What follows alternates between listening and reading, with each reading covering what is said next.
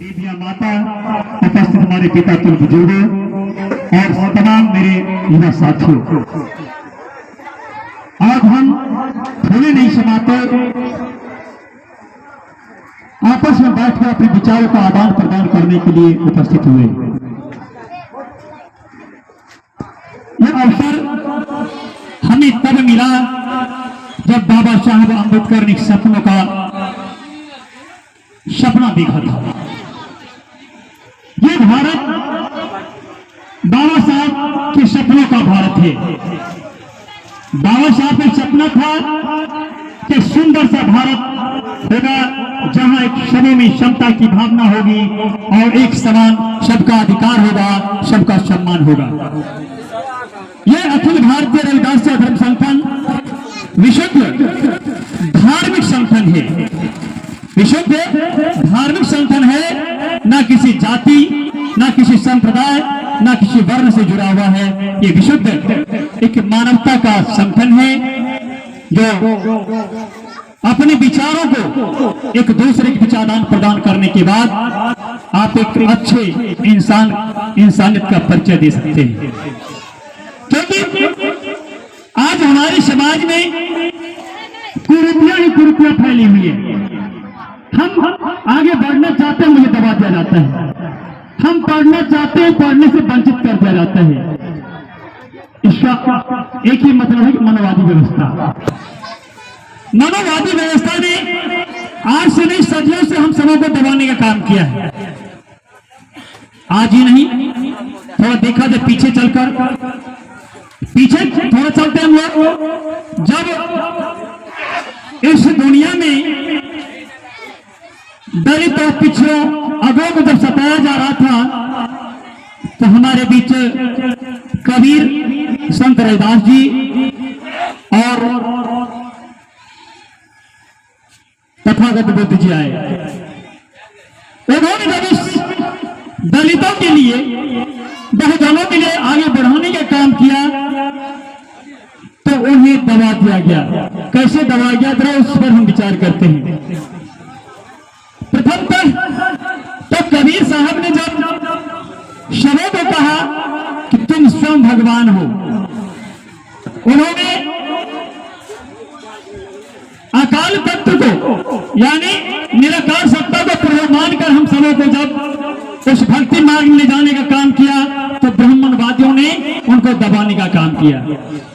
तत्पश्चात हमारे संत शिरोमणि रविदास जी महाराज आए तो उन्हें भी पीछे छोड़ने का काम किया और अंत में हम अपनी भक्ति आंदोलन के द्वारा अपने समाज को उतना आगे लाया कि ब्राह्मण खुद अपनी से उनको पालकी पर बैठा कर करके काशी नगरी में घुमाया था। और इतना ही नहीं, यह ब्राह्मणवादी व्यवस्था ने हम सबों को इतना पीछे धकेलने का काम किया कि भगवान बुद्ध जब बहुजनों के लिए काम करने का काम किया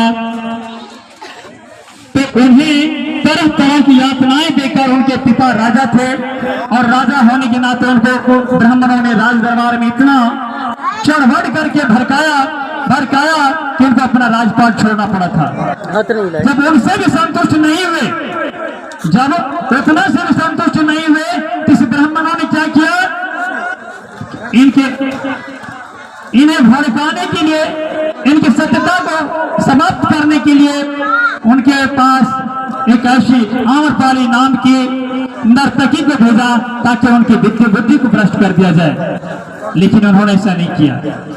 इतना ही नहीं, जब उनके पश्चात हमारे बाबा साहब आए तो उन्हें भी तरह तरह की यातनाएं दी गई, तरह तरह के कष्ट दिया गया उनको। लेकिन उन सारे कष्टों को झेलने के बाद भी उन्होंने पढ़ा और एक सुंदर सपनों का भारत बनाने का प्रयास किया, लेकिन सपना अधूरा रह गया। आज हमारे बीच बाबा कांशीराम जी भी आए, उन्होंने इस मिशन को लेकर चलने का प्रयास किया, लेकिन इस ब्राह्मणवादी व्यवस्था ने आज तक अभी तक ऐसे उभरने का मौका नहीं दिया। आज देखिए हमारे बीच आरक्षण को धीरे धीरे समाप्त किया जा रहा है। हर तरीके से हम सबों को परेशान करने का काम करते करते करते नहीं थका तब आरक्षण को समाप्त किया जा रहा है। और जब आरक्षण समाप्त हो जाएगा, सारा सिस्टम जब प्राइवेट हो जाएगा, निजीकरण हो जाएगा, तो हमारा बच्चा, हमारा वंशज जो है आगे आने वाला, वो इतने पीछे चले जाएंगे। जो पूर्व में आगे में हांडी और पीछे झाड़ू बांधा जाता था, वही हाल होगा आगे चल करके। इसके लिए आज हम सभी समाज को संगठित होना होगा। सबसे पहले हम अपने समाज को संगठित करें, उसके बाद जो 85 है, 85 सब मिलकर ही इस देश की जो व्यवस्था चरमरा गई है।